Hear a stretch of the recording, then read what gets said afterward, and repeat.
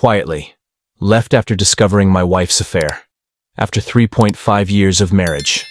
A year later, my ghosted ex-wife tracked me down. I remember the moment it hit me like it was yesterday. I had been married to Rachel for 3.5 years when I found out the truth. I never expected. It never saw it coming. Rachel had always been the one person I trusted more than anyone else in the world. Everything seemed perfect. Or at least I thought it did. But that's the thing, isn't it? Sometimes everything can look great from the outside and be falling apart on the inside. I had a feeling something was off, but I couldn't put my finger on it at first. There were little things, like her being distant or coming home late from work.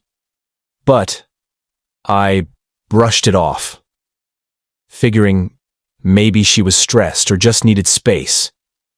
I didn't want to jump to conclusions, but eventually my suspicions grew stronger and stronger. One day I found a text on her phone from a number I didn't recognize. My heart sank when I read it. It was a message from some guy calling her baby and telling her he couldn't wait to see her again. My blood ran cold as I put the pieces together in my mind. I couldn't believe it. I couldn't believe she would do this to me. I confronted her right there, and she tried to deny it at first. But the truth was right in front of me. There was no escaping it. No more lies. I knew what had happened. And I knew the worst part was that she was still hiding it from me. After everything we had been through together. The betrayal stung like nothing else I've ever felt. The woman I loved, the woman I thought I knew, had been seeing someone else. For who knows how long, I was crushed, devastated. I felt like I was drowning in a sea of emotions. All I could think about was getting away from her, getting away from the pain. I didn't want to scream. I didn't want to fight. I just wanted to disappear. So, I left. I didn't pack my bags. Didn't take anything. I just walked out of the door without a word. I couldn't even look at her as I left. I just couldn't. I didn't know where I was going or what I was going to do. But I had to get away. I had to leave it all behind for my sanity. I couldn't stay in that house knowing what had happened. I couldn't be in the same place where we had shared so many memories, knowing that they were all tainted now. So, I found a place to stay. A little apartment, a bit further from where we had lived. I didn't tell anyone where I was going. Not even my family. I didn't want to explain myself. I didn't want to talk about it. I just needed to be alone, to think about everything I had just learned. I had never felt so alone in my entire life. As the days turned into weeks, I thought things would get easier, but they didn't. I couldn't stop thinking about what Rachel had done to me. The pain never really went away. It just stayed there, haunting me, no matter where I went or what I did. The hardest part was not even hearing from her after I left. She didn't call, didn't text, didn't try to reach out at all. I thought maybe she'd feel guilty, or at least apologize. But she didn't. She just let me go. Like I never mattered. Like I was nothing more than a chapter she was done with. I couldn't understand it. I thought we had something real. I thought we meant something to each other. But she just shut me out completely. And for a while, it hurt. It hurt more than anything I had ever felt in my life. But eventually, I started to get used to the silence. The emptiness. I started to heal, little by little, but even as I moved on, I kept wondering why she hadn't tried to fix things.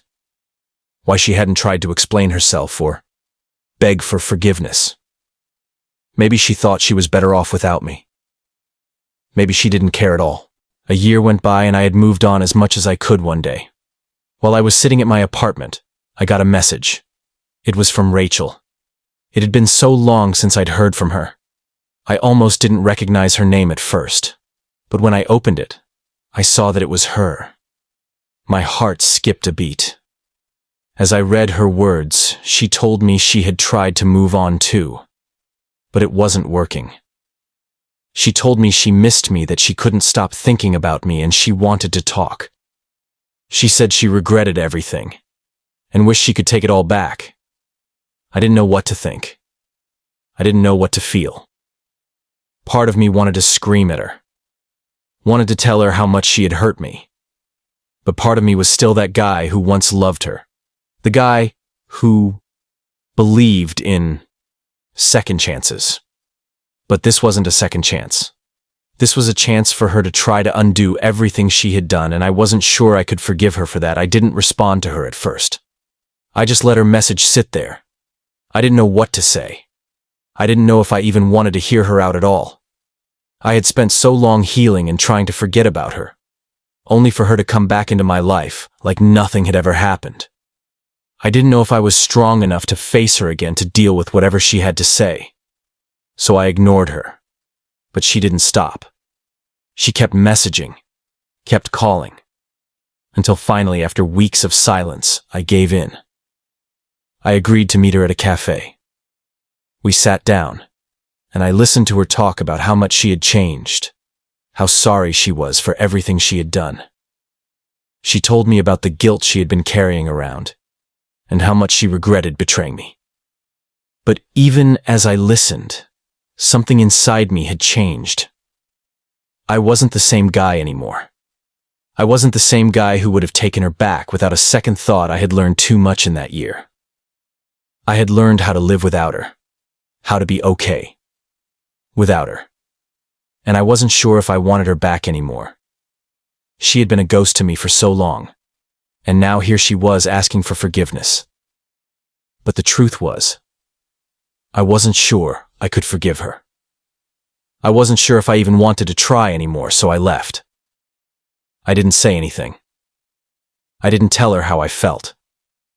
I just walked out the door and never looked back.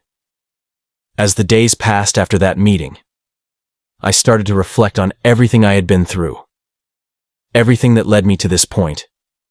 Rachel had changed me in ways I didn't expect. She had taught me something about myself that I didn't even know was possible. I was stronger than I thought. I didn't need her to feel complete. I didn't need anyone who would treat me like I was disposable. I realized that the biggest betrayal wasn't just her affair, but the fact that I had lost myself in the process of trying to fix something that was never meant to be fixed. I had spent so much time trying to make it work, trying to make her love me again. But I had never stopped to think if I still loved myself enough to walk away. And as painful as it was, I finally understood. I had to walk away for good. And in that moment, I knew I had made the right choice. I was free. I was no longer trapped by the past, or the guilt I had been carrying around. I was free to rebuild my life, to find happiness on my own terms. And that's the end of this chapter of my life. Sometimes, the hardest decisions lead to the most freeing realizations. If you've ever found yourself in a situation like mine, just know that walking away doesn't mean giving up. It means choosing yourself over the things that no longer serve you. And if you like this story, make sure to like and subscribe for more emotional journeys like this one. I'd love to hear your thoughts on this one. So drop a comment below and share how you would have handled Rachel's situation, because I know we can all learn from each other's experiences. Thank you for watching, and I'll see you in the next video where we dive into even more real-life stories. Don't miss it. Take care of yourselves, and remember to never settle for anything less than you deserve.